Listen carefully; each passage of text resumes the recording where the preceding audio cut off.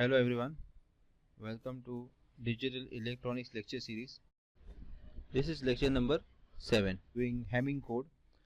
Hamming code is a set of code used to detect as well as correct error.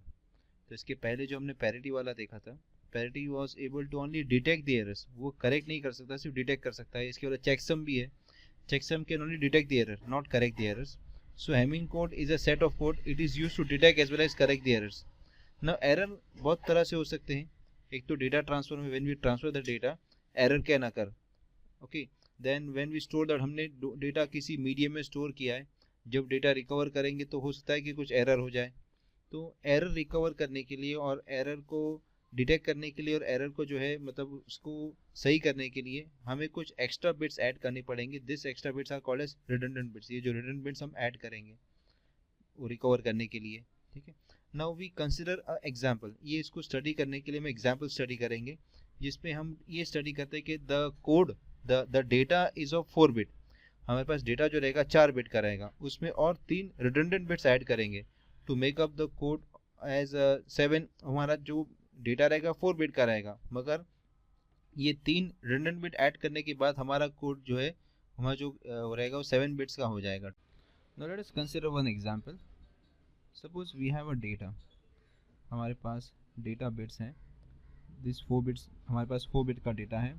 Suppose data is 1010. Now we need to add 3 bits which are called as parity bits. इसको redundant bits हमें add करना पड़ेगा, तो ये 3 bit हमें add करना पड़ेगा. Now 3 bit हमें we need to calculate this 3 bits which are called as parity bits. So here we will have 3 bits. So total we have 7 bits. Now see how we arrange this 7 bits. ये 4 bits, ये 7 bits को कैसे arrange करते हैं, we will see this. Okay, तो सबसे पहले parity 1 आ जाएगा. ठीक है, ये parity 1 रहेगा, मैं इसको P1 लिखता हूँ. देन ये parity 2 आएगा, यहाँ पर P2 हो गया. देन यहाँ पर पहला डेटा आएगा वो D3 रहेगा. Then we have parity 3.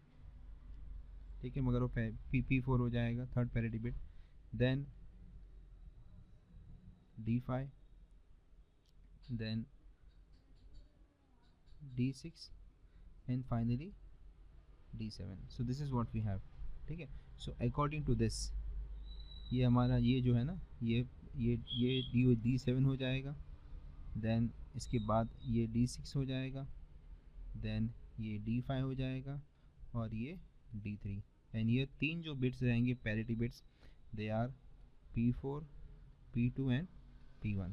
ठीक है, तो अभी हम यहाँ पे हम अरेंज जब करेंगे तो हम बाद में कैलकुलेट बाद में करेंगे. I place this data here. पहले हम डेटा प्लेस कर देते हैं, जो 4 बिट का डेटा है उसे प्लेस करेंगे. सो दिस इज 2 3 4 5 6 एंड 7.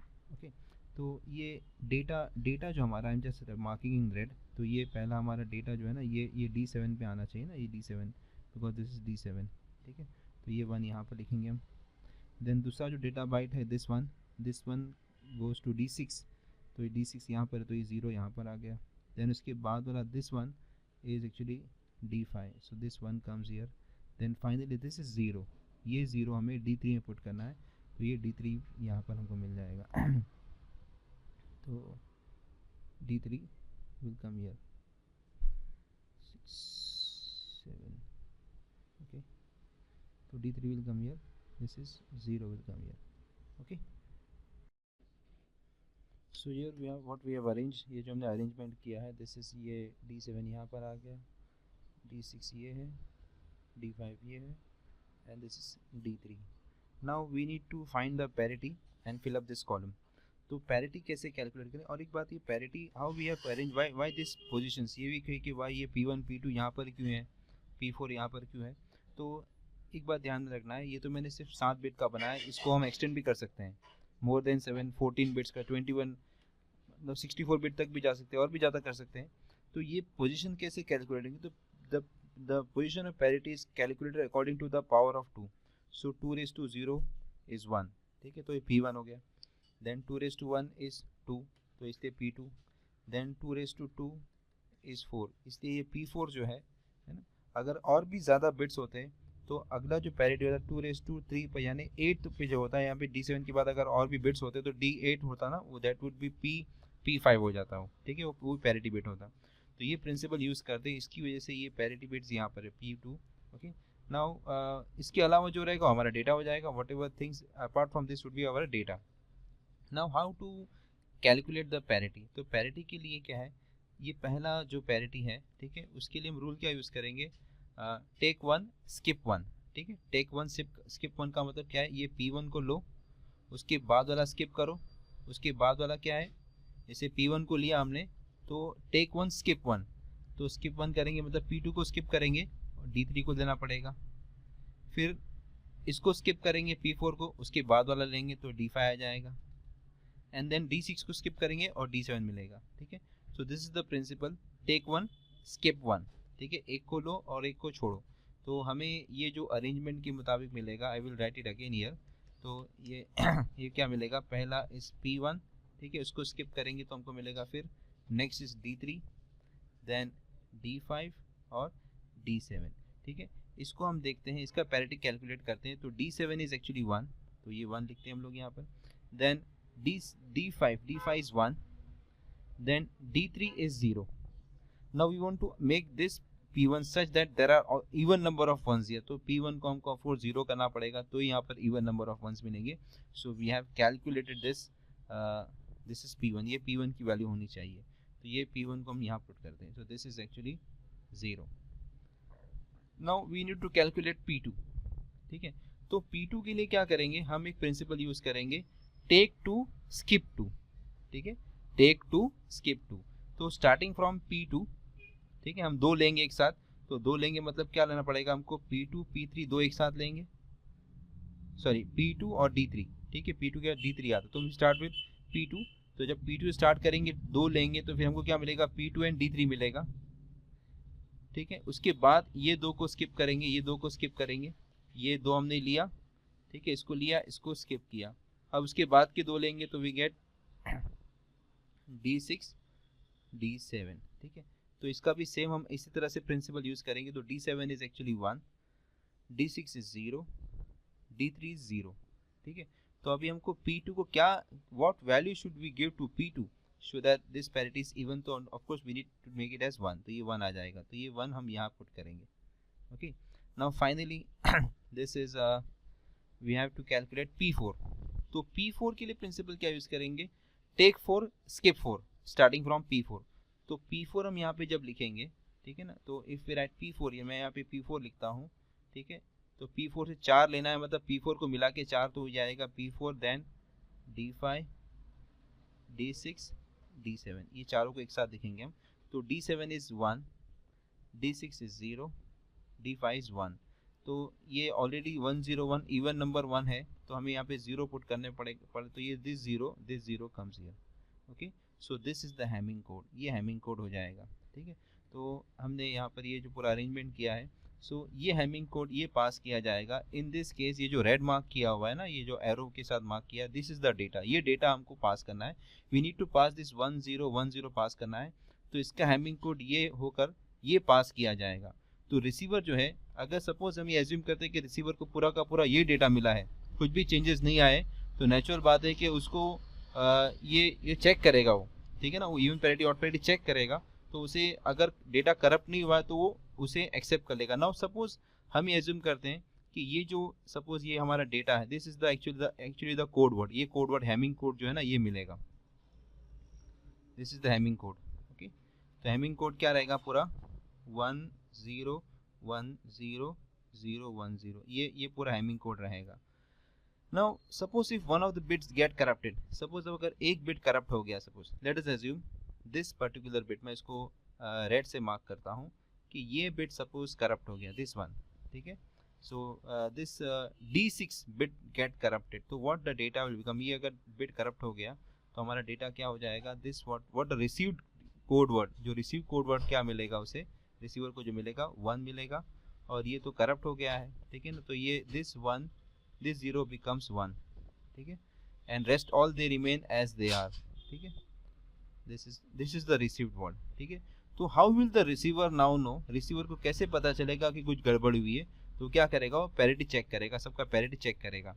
ओके, तो पैरिटी कैलकुलेशन जैसे यहाँ पर हुआ है ना, वही पैरिटी कैलकुलेशन वो यहाँ पर हम देखेंगे how this parity is calculated.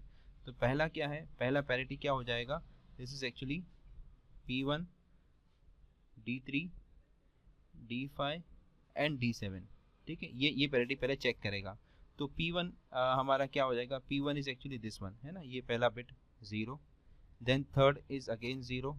ठीक है, then D5, this is D5, ये 1 है और ये भी 1 है, तो ये सब 1 1 0 0 है। तो इसमें क्योंकि इसमें पैरिटी इज 1 1 मतलब पैरिटी इज इवन, तो ये मतलब ये P देयर इज नो, ये बोलेगा देयर इज नो एरर। ठीक है, इसके साथ है कोई भी एरर नहीं। ठीक है, नाउ नेक्स्ट, तो ये बोलेगा ये करप्टेड नहीं है।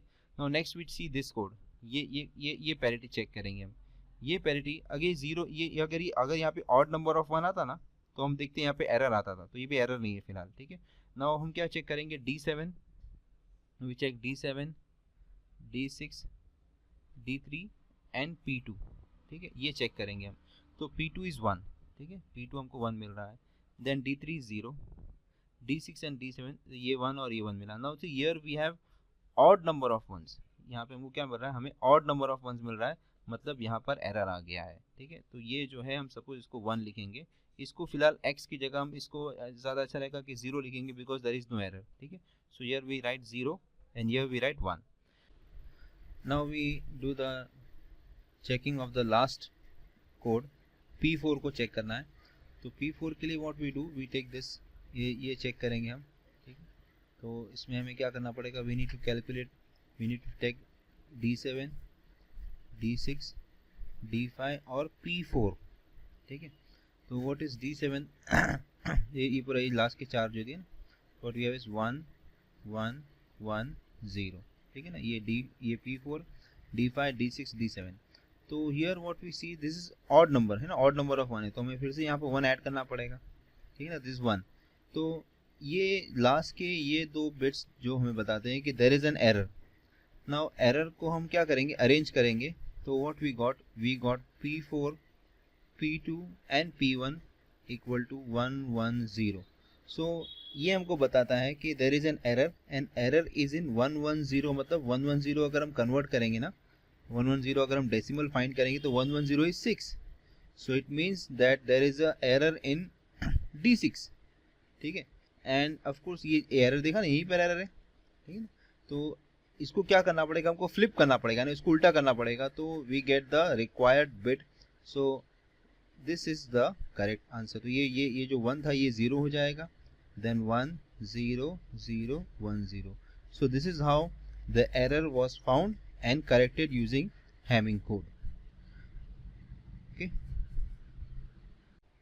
Now next is Hollerith code. So Hollerith code जैसे यहाँ पे रिप्रेजेंट किया गया है, okay, it was devised by Hermann Hollerith in 1998।